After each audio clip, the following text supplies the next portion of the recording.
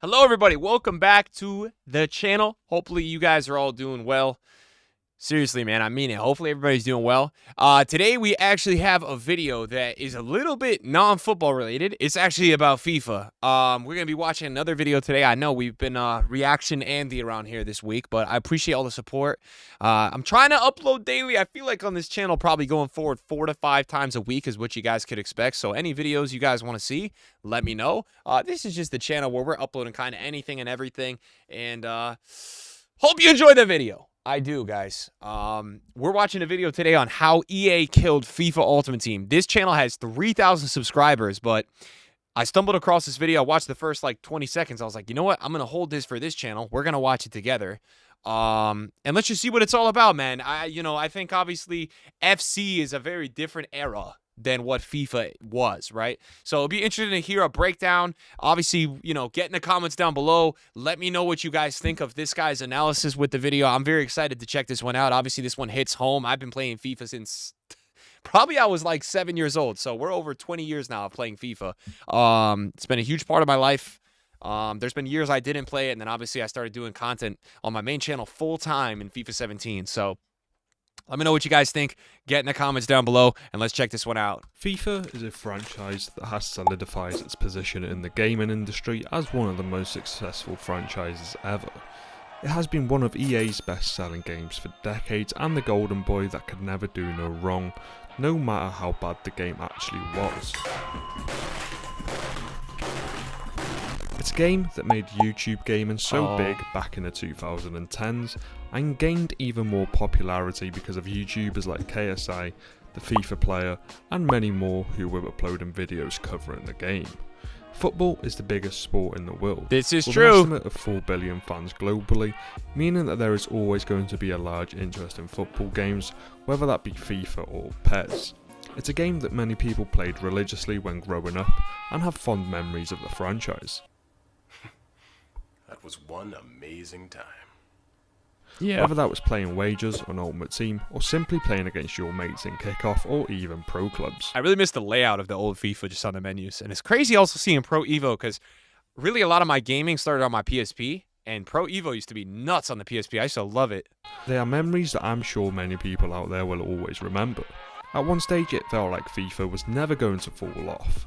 There was always going to be this game that everyone looks forward to playing every year, and with better game engines and resources, it was only going to get better going forward.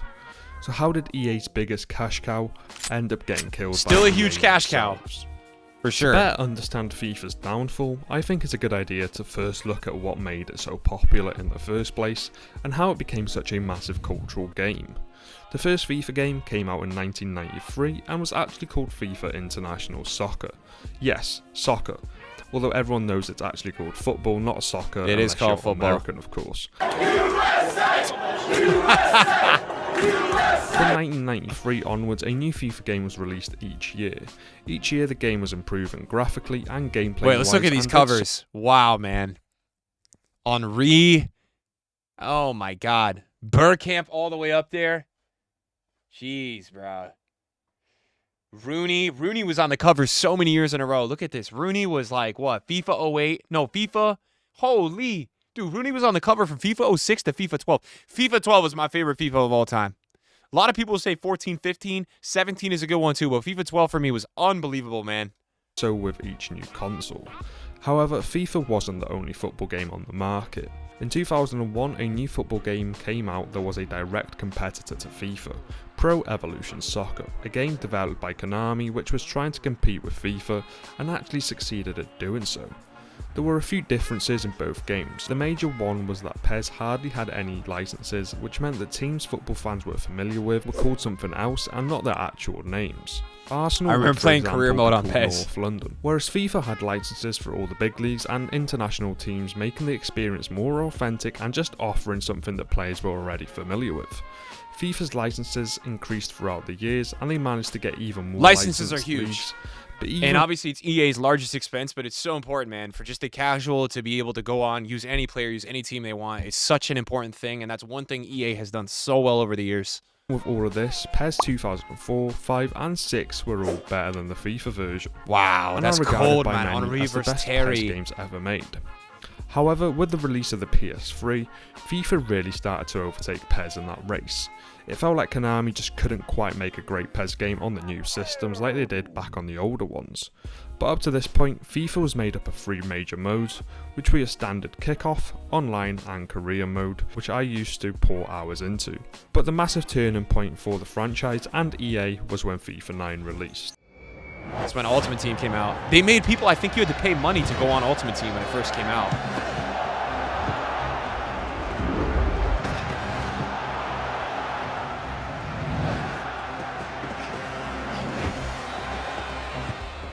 A FIFA that I believe is one of the best they ever made.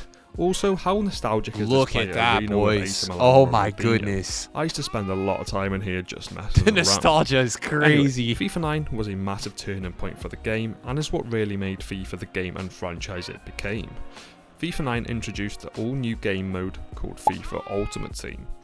Ultimate Team has since become the flagship game mode for the franchise and is the most played game mode in the game.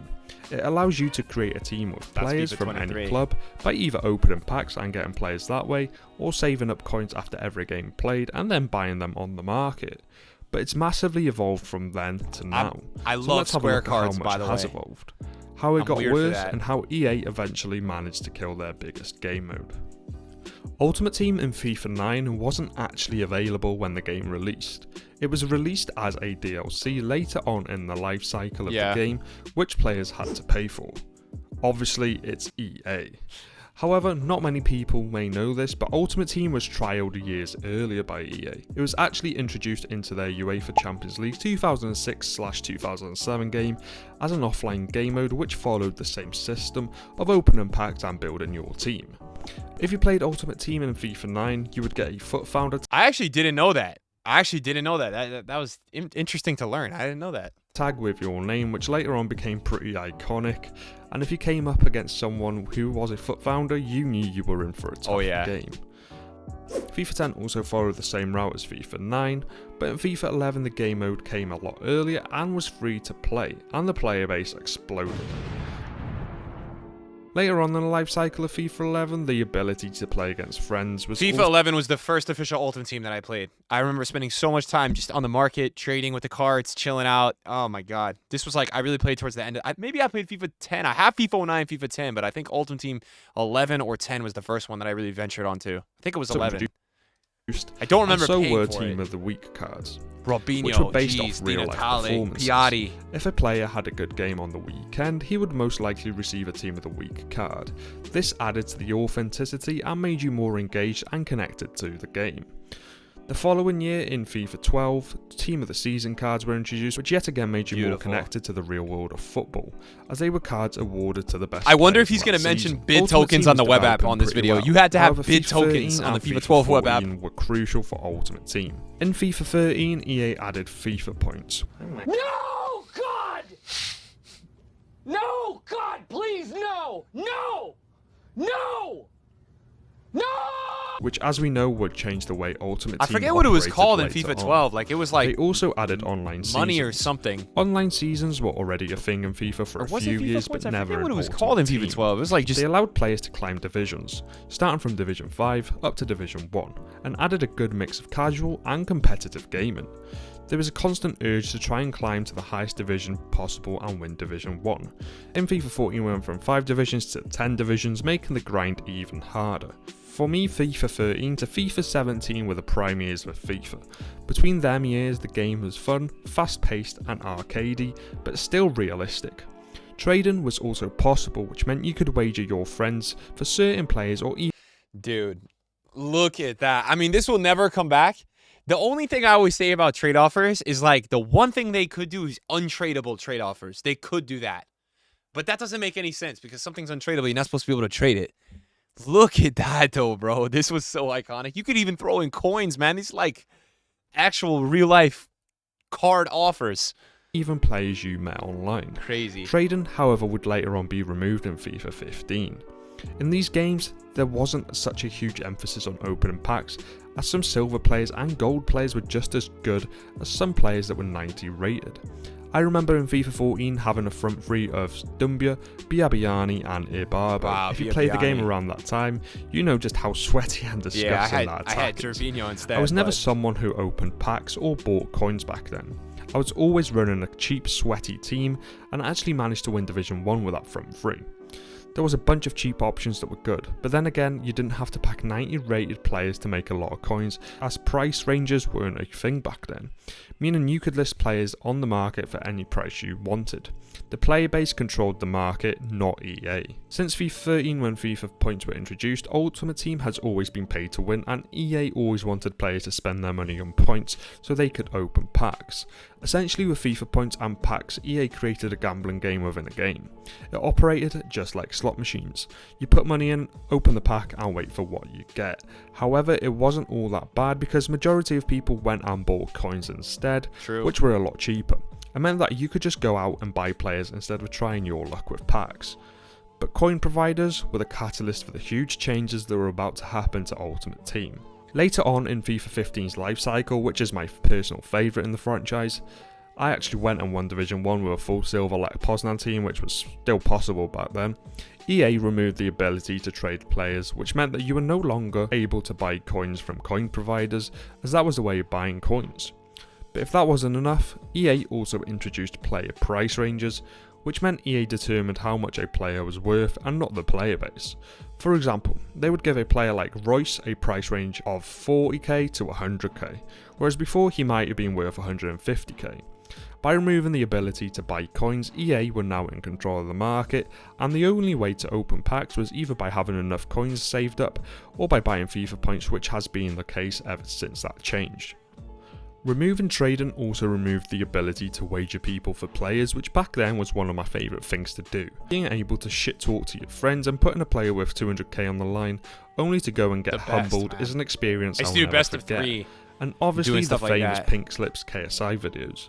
Overall, the removal of trading and price ranges being put in place were major changes that were all leading up to the position the game is currently in. Yep. The next big changes came with FIFA 17. FIFA 17 changed the way Ultimate Team is going to be played forever. It went from a more casual, relaxed gaming experience to everyone trying to be the next best player in the world. Yeah. This was because EA introduced FUT Champions.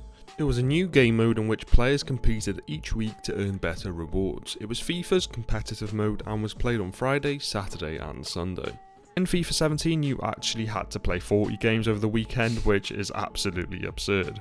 You basically had to no-life the game for the whole weekend in order to get absolute garbage rewards anyway. It created a system in the game and franchise that if you now wanted to be able to compete with other players, you had to no-life 40 games on the weekend just to be able to compete. These modes also got extremely sweaty and even sweatier with each FIFA going forward. It made the game feel extremely boring and a lot of people just gave up on it altogether. The rewards were simply not good enough for the amount of time you put in each week. However, FUT Champions weren't the only new major additions to the franchise in FIFA 17. SBCs were also introduced, which offered a new way of obtaining special player SBCs cards are amazing. and I don't know what he's packs. going to You say had about that. I love squad building SBCs, bro. challenges, with each one having different requirements to complete them. This was a welcome addition and actually a good new way to get players. We had a decent balance of good budget players and some expensive high-rated players that you could slowly work your way towards. Although this was a good addition, it did also introduce the untradeable players feature, which has only gotten worse over the last two It has FIFA gotten games. worse. FIFA 15 and FIFA 17 I think are the two major FIFAs that changed FIFA forever, and the changes implemented in them games really shaped FIFA into the mess it is today. So from FIFA 17 to FIFA 22, the game didn't really receive any major changes apart from the amount of games being played on FUT Champs being reduced from 40 games down to 30. Yeah. Each year the game was somewhat worse too. The gameplay was feeling a lot slower, with each game having a broken game mechanic. That's because EA tried to start introducing what they call realism, bro. So that's I think it's a good analysis what he said. EA were opting for the more realistic approach rather than the fun one, which is what made the previous games so much more fun to play. Yeah.